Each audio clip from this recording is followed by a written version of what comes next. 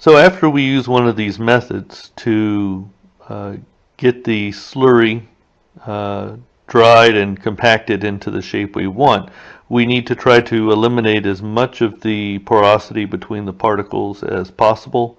We do that by a process called sintering. Sometimes when we do it very rapidly and don't expect it to occur fully, we will refer to it as firing instead of sintering. And sintering has 3 stages if it goes to completion. It starts off with the powder particles being packed typically no more than 60%. 60% would be on the high end of our packing factor if the particles were perfectly spherical and packed well. And then as the material goes from the initial green compact to stage 1 sintering, a neck will form. A rounded area will form where there used to be a sharp contact between the particles.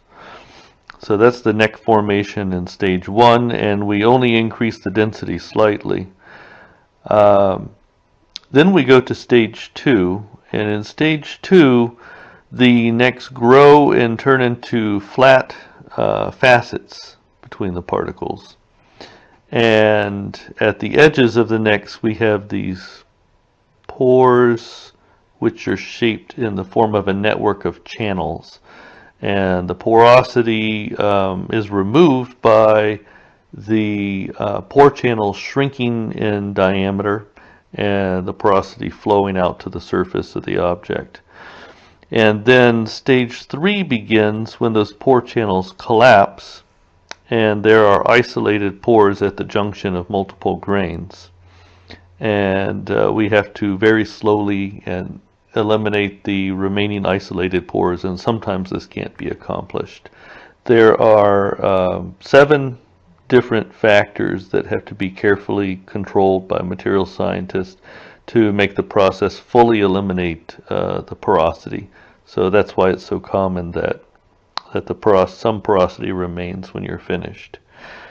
In dental ceramics, it's common to do only stage 1 sintering and then ship a material out as a CAD/CAM block that is full of pores and is fairly weak, but can be treated with care and is easy to cut. And then the milling system will cut it into the final shape it's supposed to be in. And then the final framework goes through stages 2 and 3 and becomes fully dense. Okay, so the sintering process can be done by solid state sintering or by viscous sintering. Let's look at the first one, solid state sintering. That is typically used with polycrystalline ceramics. And again, polycrystalline ceramics are ceramics without a glass phase in them or have negligible glass phase. The ceramics that we currently have are mostly opaque if they're polycrystalline, but not all of them. And we're currently developing microstructures for polycrystalline ceramics that promise to be less and less opaque and more aesthetically pleasing in the case of teeth. The solid state sintering is for these materials such as zirconia and alumina. And when processing these materials, we have to use a very high temperature, 1500 degrees Celsius, which is approximately almost twice that in Fahrenheit. So very high temperature. And even at this temperature, the materials don't melt, which is why we call this process solid state. However, the ions gain enough mobility to shift around each other in the crystal structure, and that's how the porosity is slowly eliminated over a long period of time, 7 hours or more. So this is an expensive method. It requires a specialized furnace that goes to a higher temperature than your typical furnace used for dental porcelain. and it consumes a lot of electricity because of the high temperature over a long period of time. The advantages are that there is a low final porosity, which leads to a material that's stronger. There is a different amount of shrinkage upon sintering from batch to batch, depending on the variability in the method used to cold press the blocks. But this variability can be compensated for. What we do is, out of every lot of material, we reserve a small portion that we can measure and sinter and then measure again, so we can tell how much it shrinks upon sintering. And then we assume that the rest of that lot of material has the same will undergo the same shrinkage, and in its unsintered state it's labeled with a barcode that tells what the predicted shrinkage is. And then it can be processed later by a computerized system that reads the barcode and cuts materials that percent larger to compensate for the shrinkage that's going to occur. Okay, the second method that I mentioned of sintering is viscous sintering, and that's often done at a lower temperature, much more rapidly, but it is incomplete and results in porosity in the final product and lower strength. And it's traditional to use viscous sintering with porcelain that's been processed using the vibration blotting technique. And this, even though it has a lot of residual porosity, is used with materials that have a lot of amorphous or glass phase in the final microstructure, so they tend to be less opaque than solid state sintered materials, in spite of the porosity that's present, just because the composition is a composition that leads to more translucency. The temperatures I mentioned are lower, very rapid firing. The entire firing cycle of ramping up, holding the temperature, and ramping down could typically take on the order of 20 minutes, but the time spent at the peak temperature would be very short, 1 or 2 minutes. And there's a lot of variability. These materials are typically compacted by hand, and so there's a lot of variability in the shrinkage.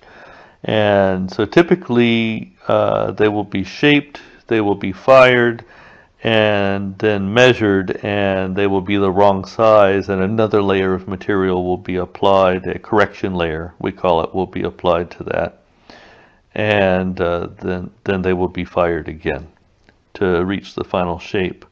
And what I'm showing here in the lower right is the fracture surface of dental porcelain that's been broken, and these lines on the fracture surface all point back to the origin. You can see what caused the failure is this pore on the surface of the material right here.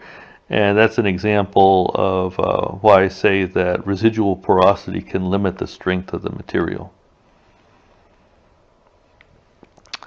There is another method that we can use besides grinding the ceramic into a powder and making a slurry. And this method can only be used with a few compositions of ceramic. They tend to be less strong compositions. But if we've decided to use one of those compositions, then it behooves us to use what we call the glass ceramic method. And this is used when we have a ceramic that has a lower melting point compared to other ceramics and can actually be melted and cast or injected into a mold. And we do that using the lost wax method, which I'll illustrate to you on the next slide. And so typically the material will start off as a glass, and it will be melted and pressed into the shape we want. After it takes its shape, then it will undergo a subsequent thermal or baking treatment in a furnace at lower temperature, and that treatment will allow some of the glass to transform into crystalline particles in the glass, which adds strength. And this can be done either after the initial shaping, or it is sometimes done before shaping and then completed after shaping, in case we need a material that's easy to cut in a CAD/CAM milling system. Let's see, I mentioned already this is only used with low melting compositions, and those are typically silicate materials, so they will have a glass phase, which results in them not being as strong as the polycrystalline materials. So this is the illustration of the lost wax method. You probably already heard about it when studying metals, because it's the method used to make jewelry and dental prostheses that are cast from metal. But it's also used for ceramics. We have a model here showing the shape of the object that we want to build our ceramic product, in this case a dental crown, on, and we go ahead and we build the shape of that dental crown up in wax, and then we attach a stick of wax to that called a sprue, and another piece of wax called a gate, and that's going to allow the material to get in through the gate and the sprue when we press, and fill up that portion with ceramic that we want to take the shape of the crown. We invest all three of these gate, sprue, and our wax crown into a plaster mold, shown here, and allow that plaster to harden around it. And then it's put in a burnout furnace, and the wax is melted and burned away, leaving a hollow cavity in the shape of the gate, the sprue, and the crown.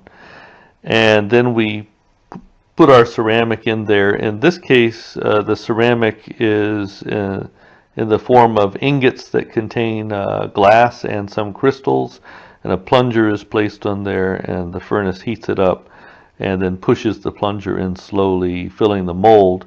Then we can divest or break away the plaster mold and clean off the resulting ceramic, and the final product is all glass ceramic material, and it's in the original shape. So this is what the ingots look like. They get melted and slowly pressed into the mold. And the advantage of this method is that we don't have to predict the amount of shrinkage that will occur during sintering, because there's no sintering. And there is shrinkage that occurs upon cooling, but we have many decades of practice predicting this, and it becomes one of the most accurate methods for making a ceramic into exactly the shape we want. An example of the type of materials that are made outside of dentistry using this method is Corningware cookware. It is very inexpensive to make because that is cast as a glass being injected into a mold, and then the glass pots and pans can be subjected to a thermal treatment later to crystallize them and cause them to become stronger and take on their milky white appearance. It's also used to make the cooktops for the flat stoves out of zero-dur glass ceramic material. And in both of these cases, the coefficient of thermal expansion of the glass phase and the crystal phase that comes from it have been engineered to interact in a way that results in almost no expansion or shrinkage upon heating and cooling, and that's why these materials can be used in cooking and can be rapidly heated and cooled without causing them to fracture. Okay, so we have these different methods of shaping the ceramics, and we talked about how some of them provide a result that fits better than others. Let's look at a quantitative comparison of that. This particular study, a series of ceramic crowns were fabricated, and those were made to fit on duplicates of the same plaster die, and the marginal gap was measured. So marginal gap is how much space there is here at the edge where the ceramic crown would meet the tooth, and we want that to be as small as possible to reduce the chance that bacteria will come in and cause a secondary caries infection. However, there has to be enough space left there to apply cement and still have the crown to fit down. So the traditional method that has been used is metal ceramic with vibration powder or vibration blotting technique, and that's also known as a porcelain fused to metal restoration, where a shell of porcelain is melted onto the surface of a metal alloy. And so you can see that we have a marginal gap of a little more than 80 micrometers in that case. In the case of the cast glass, the glass ceramic method that I mentioned was the most precise. We have a lower marginal gap. It's such a good fit that it's possible to get the fit too good for cement to have enough space to fit in between. We have methods to correct for that by adding layers of what we call die spacer to take up the space the cement would normally take up and allow space for it in the end. And we have the least variability, not only the best fit, but the least variability from one object to another that we're trying to make. We have the method of forming the ceramic blocks and then having a computerized CAD/CAM system mill them into shape and then doing a final sintering. And that method results in a similar marginal gap to the traditional porcelain fused to metal crowns. And then we have a method that uses the same composition as the milled ceramics, but instead uses slip casting to shape that. And remember, I mentioned the several different steps in the slip casting process of making the impression of the tooth and then casting a duplicate replica, positive replica of the tooth out of that impression, and then painting the slurry on top of that positive replica and firing it and glass infiltrating it. So there's so many steps that the dimensional accuracy of the product gets less and less at each step along the way, which results in a very large marginal gap and the most variability of any method, and the time-consuming number of steps and the lack of dimensional accuracy are the reason why slip casting is no longer used for applications except for artistic figurines and whitewares, plates, and bowls for using at the dinner table. So that concludes the information on ceramics in this course, and I'd like to recommend again that you take a look at these pages in your textbook edited by Dr. Anna Savas, and look forward to discussing this material with you in class.